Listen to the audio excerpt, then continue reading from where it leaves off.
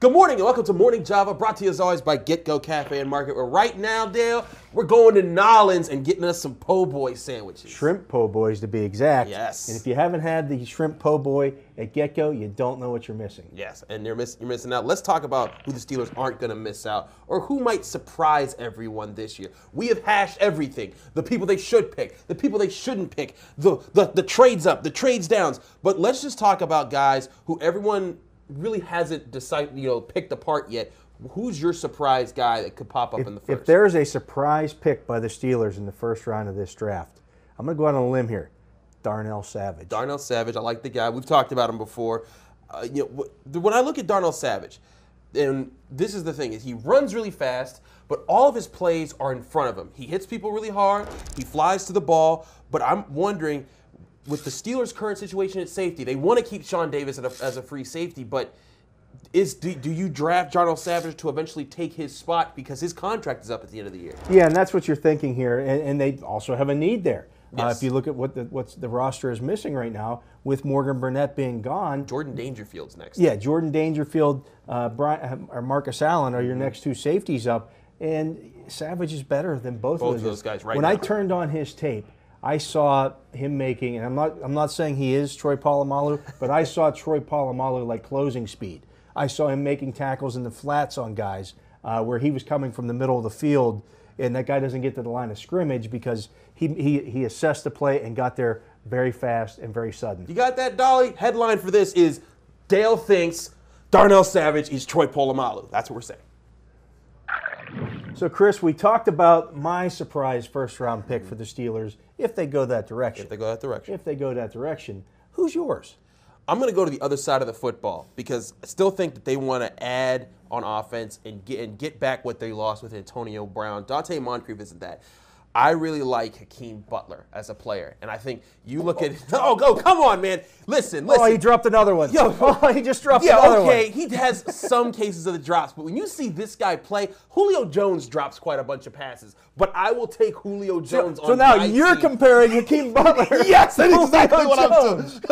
Hakeem Put that on there.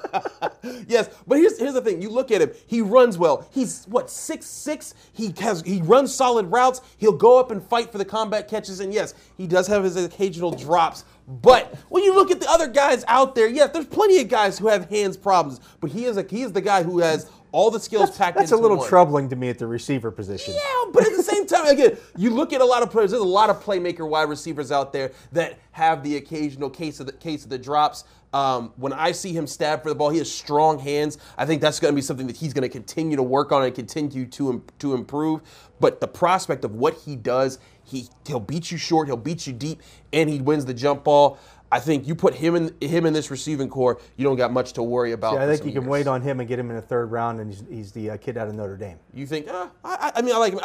I've praised on the show J.J. Arcega-Whiteside. I think he's a very good prospect. I don't dislike Butler, but the drops do bother me. And the other thing that I saw when I watched him on tape was for a guy that size, he doesn't block very well. Yeah, and that's why he doesn't. They tried to get him to try out tight end at the combine, and he refused to. He said, "I'm a wide receiver through and through," and maybe that's part of why is because he's not that much of a blocker. All right, Dale, let's talk about the draft in general, not just the Steelers.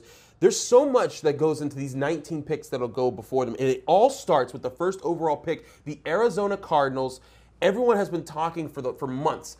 Kyler Murray, especially when they signed their new coach. Because he said before he even got the job that Kyler Murray would be his number one overall pick. But coming off of last year, they had Josh Rosen from UCLA. They traded up to get a quarterback in the first round. And you're talking about Kyler Murray. He'd be the first guy at his height, at 5'10", drafted in the first round to be a quarterback in the modern era of football. Let alone number one overall. Let alone number one overall. What do you see as the value here? I can't decipher if I can mock him to the Cardinals. The problems that I have with him are not just about his size. Obviously, it didn't affect him in college. No. But with Kyler Murray, I see a guy who's only started 1 year in college. Very true. And to me, that's troubling because you don't know. And hey, it wasn't like he was stuck behind a bum. He was stuck behind last year's number one overall pick. But you have to look at this and say, does he have the experience to be the franchise quarterback, the face of your franchise?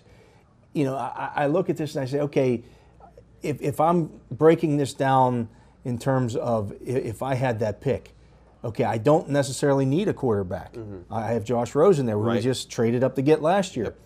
I have a bunch of other needs on my team. A bunch of other needs. You know, so I think if it's me, I'm trying to trade out of that pick.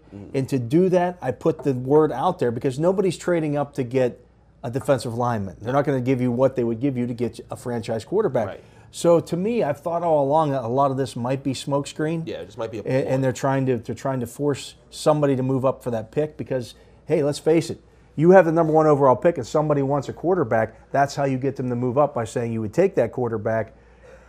The fact that they're not shopping Josh Rosen right now, it's an odd situation. It's a warning sign. And the weird things with Josh Rosen, you know, he's made public comments about how things are awkward with the organization. So yeah, there's a lot of just stuff up in the air, and it makes me really hesitant to say either way which way they go. If I'm the Cardinals, though, I work with the young quarterback. He didn't look bad in his first year. If you could get trade him some weapons, get him some weapons. Yeah, get him. I mean, if they traded back in this draft to say a team that was in the you know the top 12, but not, you know, they would get another second at least, and that would allow them to add ammunition. And then the thing is that after that, say they do that and that person gets Kyler Murray, now you start to get into the, you know, now Bosa can go off the board, then Quinnen Williams, and then you're talking about where does Devin White go, or does Brian Burns get here, or does Josh Allen get here? That's when I think the real picking and mock drafting that everyone has been formulating for so long can actually start. But it all starts with, do the Cardinals actually pull the trigger on this Kyler Murray? Because if they do, Say they pick Kyler Murray before, and now they have 2 quarterbacks. Now everyone's like, well, I'm not going to. Yeah, you're going to get a third round offer, maybe a 4th round offer, and you just like, wait. That effectively wastes the picks you traded up to get your first last year.